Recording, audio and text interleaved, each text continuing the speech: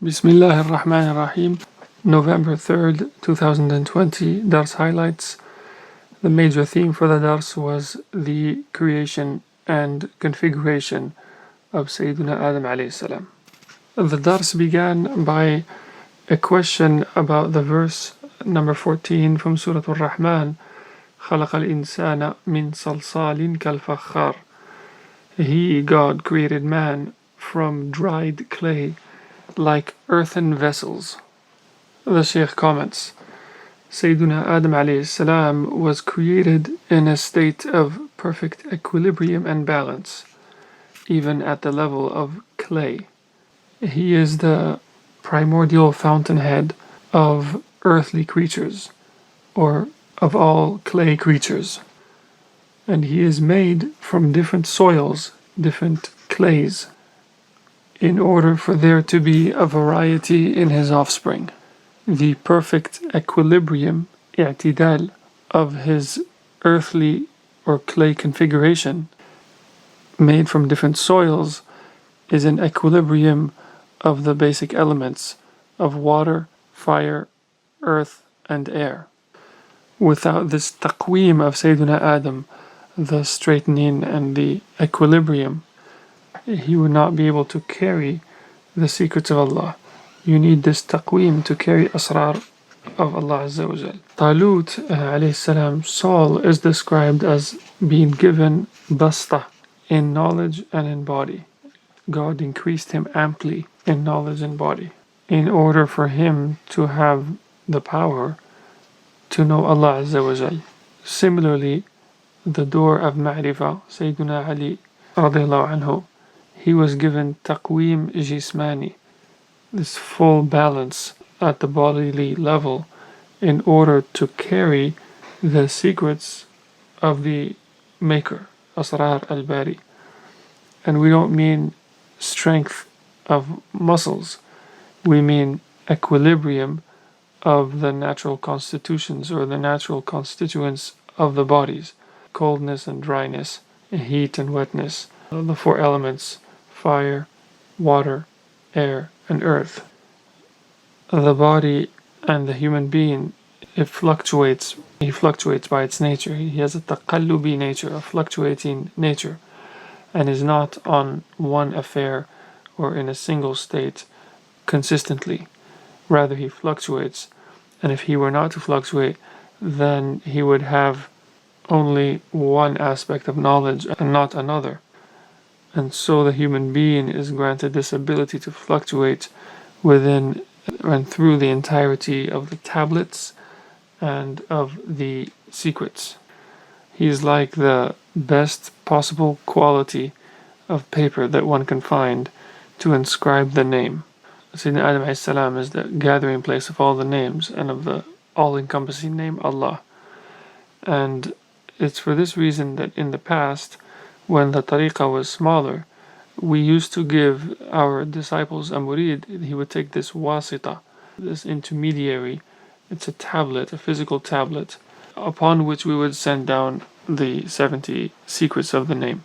And some of the disciples would keep it for 10 days, others for 1 month, depending on their preparedness and receptivity for the divine presence. But over time, we ran out of these tablets. And just like the tablet upon which we wrote the divine name to teach it to the disciple, the bodily kingdom, this instrument of the human being, must be in conformity with the inner secrets of the path. These tablets that we used to make, we began with one original tablet, and then from that one tablet we made 4 copies, 4 alwah. And when we first wrote the name on these 4 copies, we needed 4 disciples. We searched for the best quality disciple, those who sacrificed for the path and in whose hearts we found firmness and rootedness. They were rooted in the spiritual life, and we chose our best murids, and then we searched for the best carpenter to make these wooden tablets. The carpenter with the most God consciousness and fear of God and sincerity and faith. and they made 4 tablets for us. And then we searched for people who made paper or who made pens and ink with fear of God, people who could write with fear of God. And you need time for that. You need to find the best ink, the best paper, and they have to give it to you for free, because there's no intrinsic value in the tablet that they're going to give you, but you need to find the right carpenter to make the tablet, and the right ink maker, and the right pen maker, and so forth. And then we would give these tablets to the murid who was ready to receive the divine name. In a similar manner, Allah Ta'ala created Sayyiduna Adam والسلام, from the very best clay. He took the best quality earth, the best turba, the best topsoil, the best earth, and there are many types of earths or clays. You have kils, you have tirs, you have hamri. Kils is like this, the white soil. Hamri is the more reddish soil. And each type of soil is suitable for different crops, different agricultural productions. So what's known as tirs and hamri are the best soils for the farmers.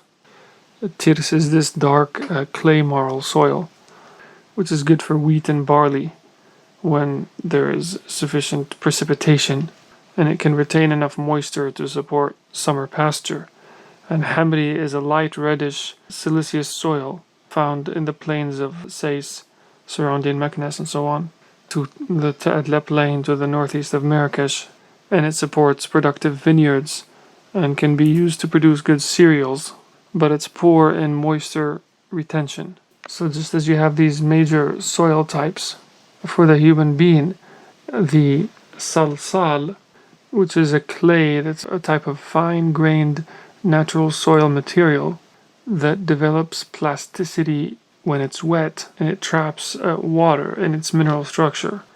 And these geologic clay deposits are the most suitable for the structure of the human being, of the human body.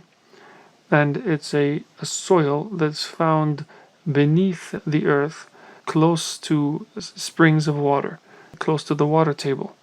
And this is what you make clay out of, or baked clay, fakhar, objects like tagines and cups and so forth that are made from clay, and it has to be lazish, it has to have malleability and plasticity. And Allah created man from dried clay like earthen vessels. Salsal, from this clay, kal fakhar, and it's similar to fakhar, which is baked clay, but it's also, according to, I'm opening a parenthesis here for context for the dars, according to early interpretation, it also means something that has an opening, it's not solid.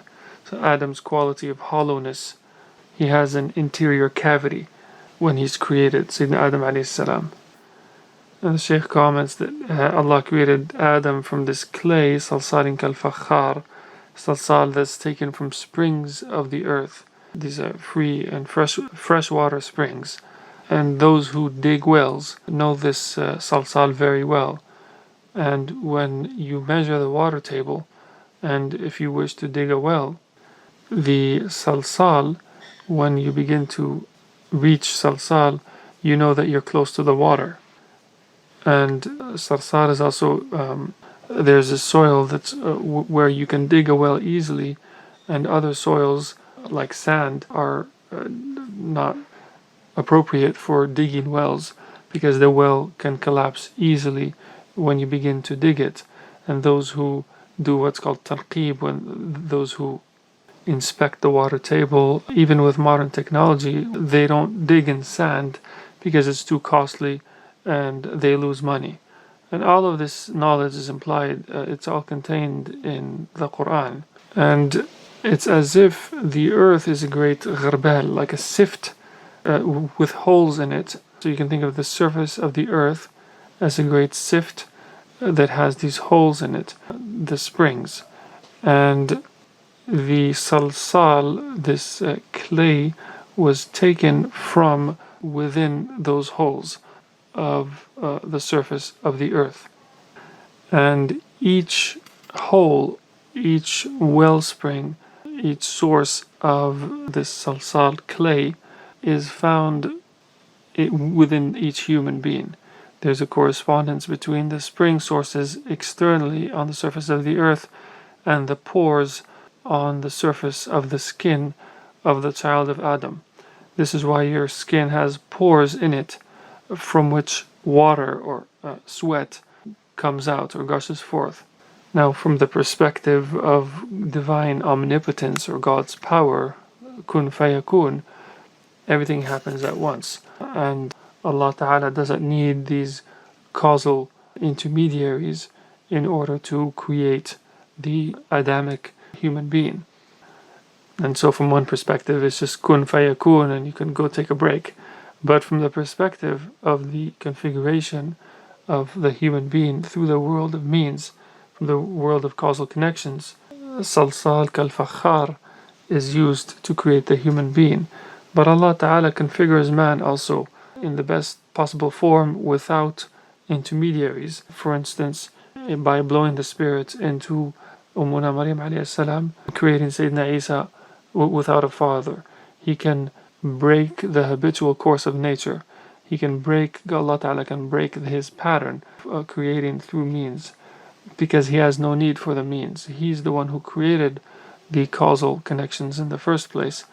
And we enter into the details of the causal connections that brought about the existence of the bodily form of Sayyidina Adam alayhi salatu salam, in order to convey and sort of explain to you how the arshiyya, the thronehood or the enthronement of Sayyidina Adam comes about.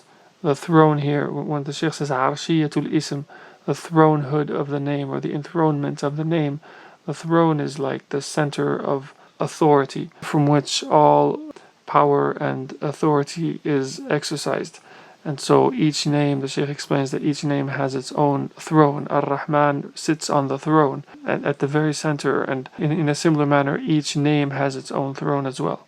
And here he's explaining the arshiyya, the thronehood of Sayyidina Adam alayhi as-salatu salam, beginning with the bodily configuration.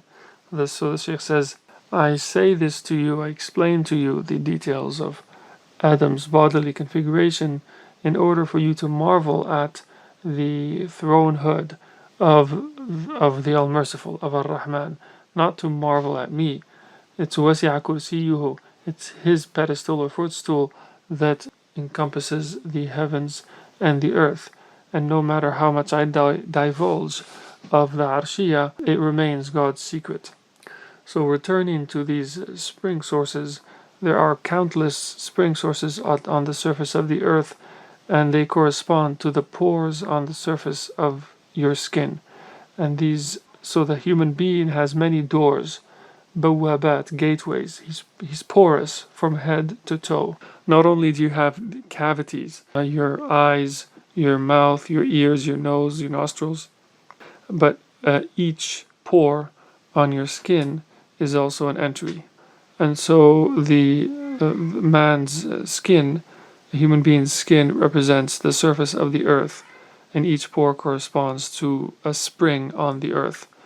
And the salsal, the clay, the refined clay that is close to water on the surface of the earth, is of many types. There's a huge variety of salsals, and its colors correspond to the different colors of skins of human beings. Some are whitish, others are like my skin, others are closer to dark black colors, depending on the salsal that predominates. And in contrast to these major soil types like tirs and himri, salsal is not region specific. Tirs and himri are soils that are specific to certain regions on the earth, but the salsal, this fine-grained natural soil material, this clay, is found everywhere on the surface of the earth. It's found across the globe. So you have tirs stretching from Fez to Moulay Bouslaham, and then from Meknes to Jdida you have al-Hamri, and even within Morocco you have these different major soil types, and each is good, as we said, for specific plantations. But beneath these soil types you find that singular or salsal, that clay, close to the wells or within the wells. And when you see the salsal, that's indicative of water, and it's the clay that comes right before the water, the tina, and it's plastic, it's malleable, and it can be used for many things. If Allah Ta'ala had said that خَلَقَ الْإِنسَانَ مِنْ صَلْصَالٍ, He created man from clay, then we would melt or dissolve when it begins to rain. But it's salsal kal-fakhar, baked clay, clay like an earthen vessel, and this ensures that we're not destroyed by exposure to humidity.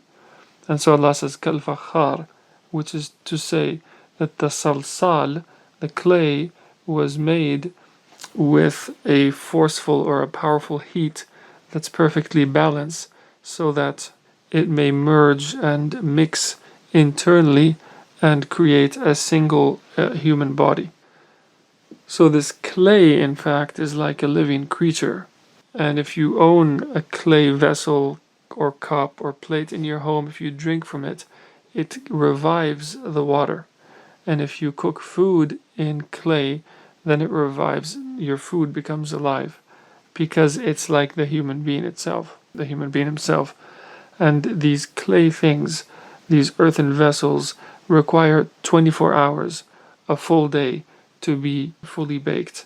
And God created the heavens and the earth in 6 days, and man, He created him in 1 day, just as baking clay takes 1 day. And of course, 1 day is like 1,000 years of what you count.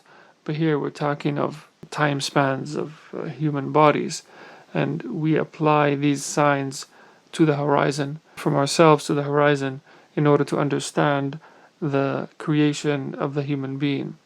And so it's important to appreciate that the human being was created in the most sublime perfection of beauty and balance and equilibrium and rest and stillness.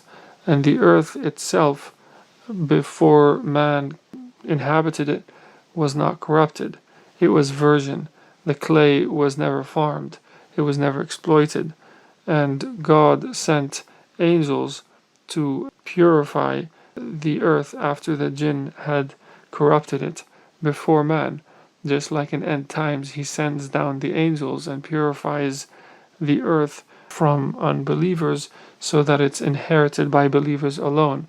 And the flood as well was a purification of the earth from these the impurities and sins of those who had corrupted it. And so when God sends ghaith, rains of help and assistance, or when those rains are a purification for the earth, and when heaven and earth both burst forth with water, it's to purify them. And we call these geological ages, and you say that you have the dinosaurs and the before the flood and after the flood, and you call these ahqab, like different eons or ages. And we say that there was the Han, and then the San, and the Khan, and then the Jan. These four species, and God cleansed the earth from these. Then He created al-Insan, the human being, and we still carry these pores within us. And each pore has a relationship to the surface of the earth. And if you dive into one pore, it'll take you to the hollow middle, or the inner cavity, or the inner dimension of the human being. Every well takes you to its jawf, to the under, like the water tables, and the inner aspect, the jawf of the earth. And every pore likewise transports you to the heart. It's like a gateway, a highway to the heart, as though the heart, you could think of it as the sun, like the inner core of the earth, with the springs and the holes covering or throughout the surface of dry land. Likewise, each pore is like a wellspring that leads you to the solar heart in the center of the human being. And in fact, the earth is not in the shape of a sphere. Technically, it's the shape of an egg. It's not a perfect circular sphere. Just like the human being, he's also in the shape of of an egg, elongated, and the human being has a belly and a head, and the belly button, the region of the belly button, or the belly, the stomach, is where there's heat, and this is, you could say, your Africa, and North Africa is the chest of the body, and North Pole is the head, and the South Pole are the feet. And so North Africa, the Maghrib, gains that whole region corresponds to the chest of the human being, and it's the best region on the earth. The far Maghrib, Maghrib al-Arabi, represents the divine name Allah in writing. And when you look at the map of the Islamic world and you look at the Maghrib, it's known for, of course, the Qarawiyyin University, Jami' al-Qarawiyyin. And Jami' means that which brings together, like university itself, that which encompasses the sciences. So that it's the coming together of knowledge of the sciences, and it's like the Ha'ul Hawiyya, the Ha of identity of the divine name. And then you move across North Africa through Algeria to Tunis, and you find Jami' al-Zaytuna, the great University of Zaytuna, and that's the Lam al-Ishq. And then you go to Egypt and you find the Azhar, Jami' al-Azhar, which is the Lam al-Ma'rifa. And these were the known places or centers for the study of the outward and the inward sciences in pre-modern times. And each scholar had a pillar, a corner where they would disseminate and teach their sciences. And regional scholars from the peripheral areas would congregate in these spaces, in the Ha, the Lam, and the Lam, in order to diffuse and disseminate and preserve and transmit their sciences. Of course, there were no borders in those times in the way we have them in the modern period, and racial differences really just represent like different focal points, different fountainheads of the divine name.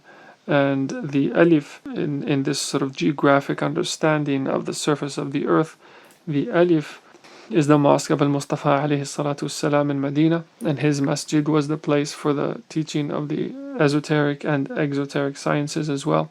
And it has an independence and a self-sufficiency, the alif, just like the alif. And the Kaaba is, of course, the dot, the treasure dot, al-Nuqta al-Kanziya.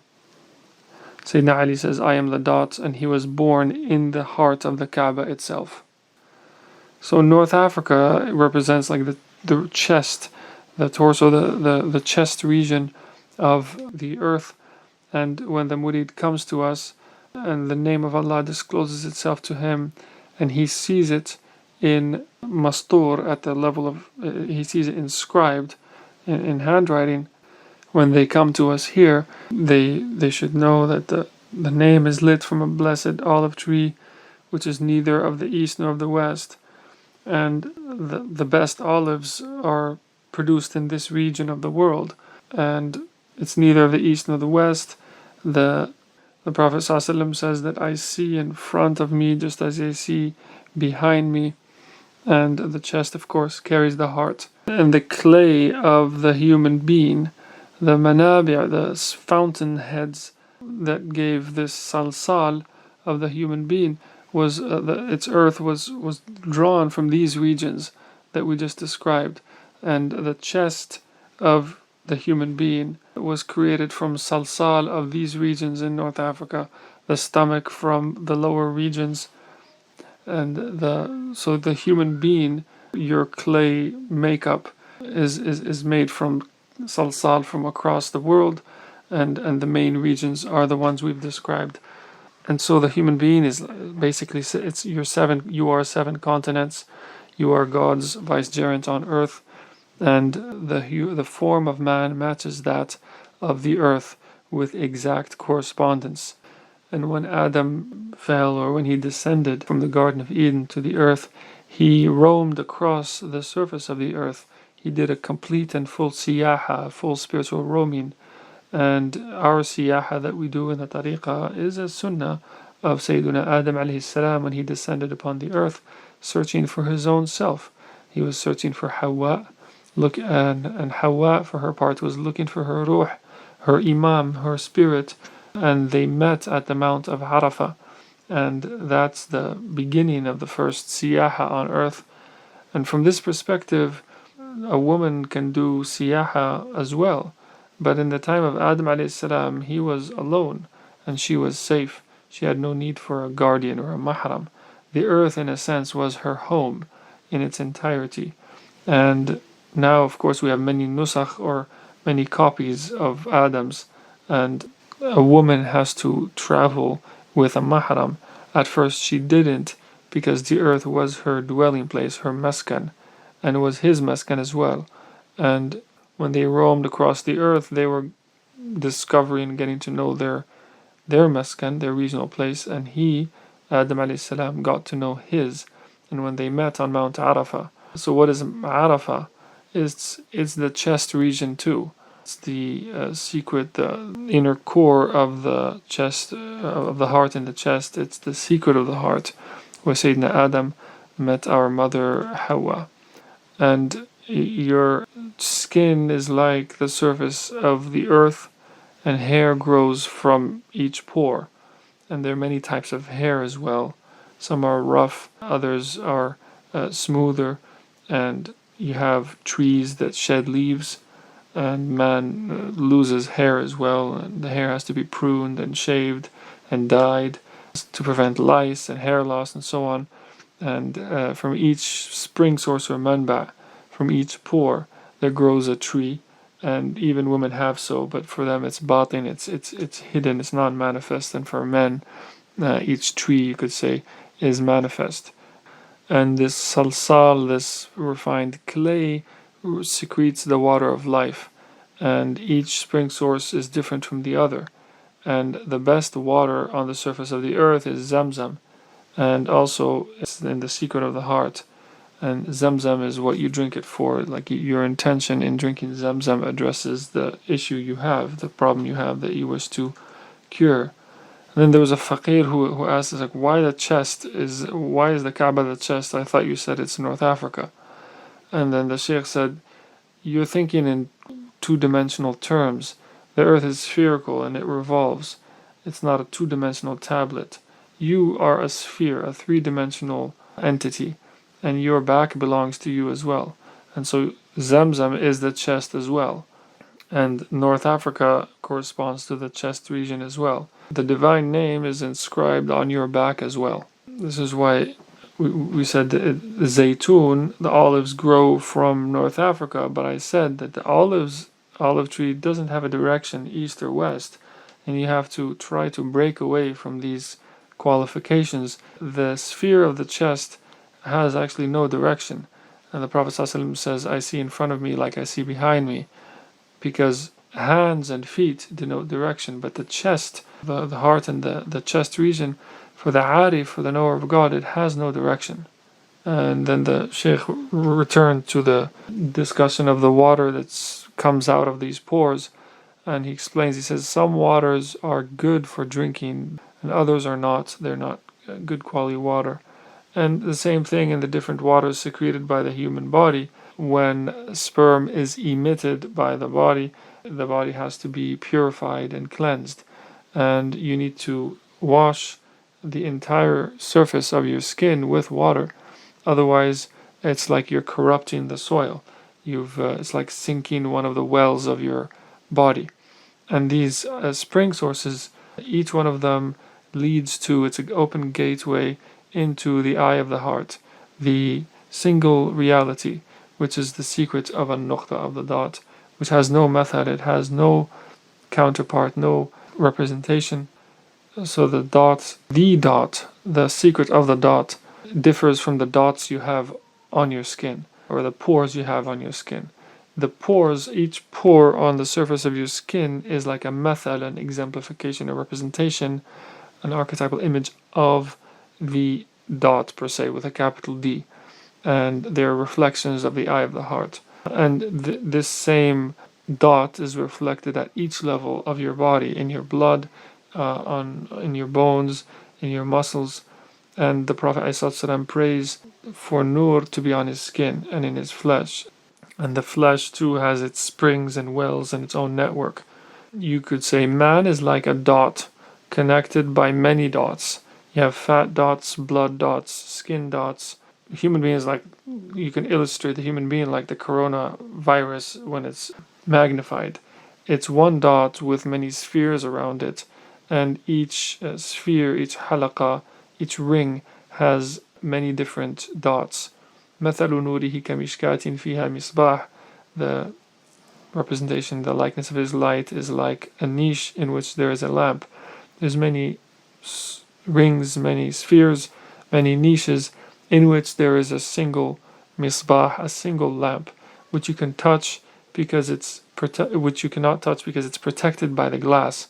It's like a light bulb, you can't touch the actual lamp inside it. There's a glass container around it, and the glass itself is like a pearly planet or like a resplendent planet. Now, if the lamp within the glass container is like a resplendent planet, then what is the niche like? How is the mishkat? What's that like? It's like a planet to give it balance because he's created the human being in the best stature. But when you look at the niche, when you look at the human being, the body, you see him as being 1 meter 75 and let's say half a meter in width. And you actually have to search within yourself and discover your length and your width. You have to really learn the true proportions of your niche, of your own mishkat, the grandeur of the human body itself. And if you say, I'm just long, I'm a long entity, then all planets are like that too. And if you say all planets are circular, then you're circular as well. There's always a correspondence between macro and microcosm. And so let me return to Zamzam, which is the best water that gushes forth from the best well, this best spring source from which there's the best salsal, the best clay, the finest, the greatest clay. And the Prophet ﷺ says that Zamzam lima shuriba lah. Zamzam is, it addresses what you drink it for. The niyyah that you bring to the Zamzam determines its efficaciousness, and in a similar manner the intention that you bring to the spiritual path, to the tariqah, to this order, is what you draw from this order. The tariq, the order itself, the tariqah is very sweet. It just needs those who are worthy of it. The fuqara drive the world crazy just with their 4 methods, the mishkat, misbah, zujaj, kawkab, durri. But if a faqir were to decode his own secret, he would decipher and read all things, past civilizations. All knowledge would be at your disposal. People say, yeah, we know that the human being is created from 4 elements, but you don't know how the earth is and where it was taken, and you don't have detailed, deep knowledge of your configuration. Many will say, oh, Adam's earth was taken from the region under the Kaaba. This is a mistake, because if that were the case, then every child of Adam would have rectitude, the rectitude of the Kaaba itself. Every Adamite would be a center in and of himself or herself, and no child of Adam would urinate or defecate. They would be pure, sheer purity, and they would have a sort of transcendence and nobility that counterparts the nobility of the Kaaba itself. But in reality, the human being is a copy of all the spring sources on the surface of the earth. And every level of the human body has this feature, has these spring sources or fountainheads. You have in the blood, in the skin, in your fat, in your hair.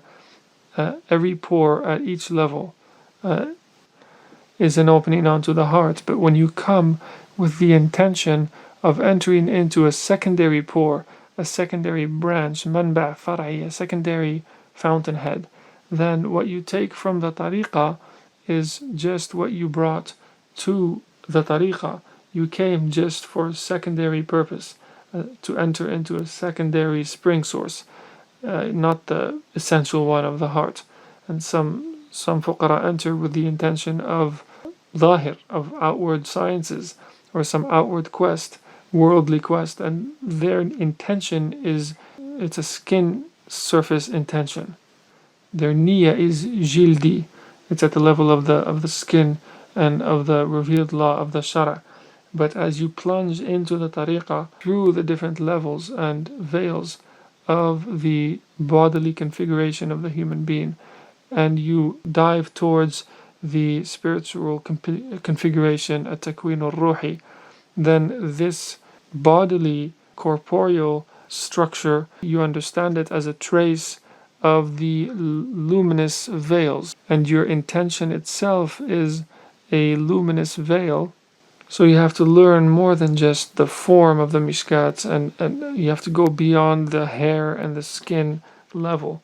And once you enter into the core, you enter into the heart through these fountainheads, then you have divine knowledge, direct knowledge, ma'rifah, and not just discursive ilm knowledge that easily depletes, because you're not specializing in one thing. The Shaykh, we don't have specialty expertise in just one little area and call it quits. Knowledge of the names has no limits, and you enter into gnosis, ma'rifah, of knowledge of the names. You come to the tariqah, and we can give you any science you want.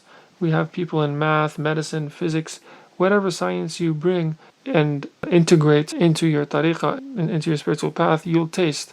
Because we speak of the asl, the root, the very spring source, and the heart is the motherboard of the body. It's like that which stirs it into motion. So we speak of the asl because we stand at the center. Any type of person with any kind of science can taste and love the Karkariya order. And of course he must. It's impossible to taste the tariqah and then to turn away from it. The one who turns away from the tariqah is the one who's never entered it in the first place. And you only truly enter into the tariqah when you sit with the Shaykh and learn from him. When Iblis saw the form of Adam alayhi salam, he belittled it, he mocked it. But if he had sat with Sayyidina Adam, he would have been dazzled by his knowledge. Iblis would have been the first to prostrate to the vicegerent alayhi salam. We have neuroscientists and people from NASA in the tariqah, and that type can never abandon the tariqah. Those who leave the tariqah are those who are the surface types. They're like the lice living on the skin. They think that they are on the earth, but they don't know what they're roaming across. There's a faqir who asked, he said, if you're sitting with the Shaykh, is it a physical or a spiritual gathering, a session? And the Shaykh says, I convey the idea. I try to convey the meaning. And if you deny it, I give you a revealed verse from the Quran. I integrate ayahs from the scripture, from hadith Quran, with the luminosity of the heart, and transpose those signs and luminous flashes of the heart onto the horizons. And so you can't escape. You can't deny me, because if you do so, you're denying your Lord. You're going to turn away from verses of the Quran and from the Nur within you and so on. You say Adam, but you don't even know him. And even those who've been with me for 15 years, they always find my words to be qareeb min ahdi rabbi, close to the covenant of the Lord. They're not old, recycled knowledge. That's the knowledge of others. So when you come, you have to put a mask on your mouth and not speak. You should take in until I give you a report about it, until I speak to you about it. حَتَّى أُحْدِثَ لَكَ مِنْهُ ذِكْرًا, as Sayyiduna al-Khidr says, till I give you a dhikr about it, because our knowledge is knowledge of dhikrullah, of God's remembrance. And your task is to remain silent. Your norms, the knowledge that you bring, how old is it? 3 centuries? 300 years old? I am speaking of takween. It's configuration of Adam, pre-eternal, its divine attributes, and you can't argue with this type of knowledge. You can say scholar X said this and scholar Y said that, but I'll say Allah said this and Rasulullah said that, and convey divine speech, and you live it and you'll experience it and you can't deny it. Your notions of knowledge, your mafhooms, your preconceptions, your ideas are recycled. My words are qala Allah. There's no imperfection in them, no weakness. They're preserved by God by virtue of qala sallallahu alayhi wasallam. And if you question the hadith itself, we bring it down. We bring down the hadith and you touch it, you feel it on the earth. And if someone tells you, no, that's not a sound hadith, you find it, you discover its tangibility on the horizons, just as you discover that the earth revolves through it and that the sky is held by it. So how can you say a hadith is weak? It's as if you're saying the sky above your head is weak. This is ma'rifah, direct divine knowledge. It's different from outward knowledge, which can be questioned and interrogated by opinions of other scholars. But when you take from the source, you take this certitude. And it's only drawn, this type of knowledge is only imparted to and taken by the one who has astuteness, fatin, and who surrenders, has taslim. And surrender you must, because it's God's word. اللهم صل على سيدنا محمد وعلى آل سيدنا محمد كما صليت على سيدنا إبراهيم وعلى آل سيدنا إبراهيم وبارك على سيدنا محمد وعلى آل سيدنا محمد كما باركت على سيدنا إبراهيم وعلى آل سيدنا إبراهيم في العالمين إنك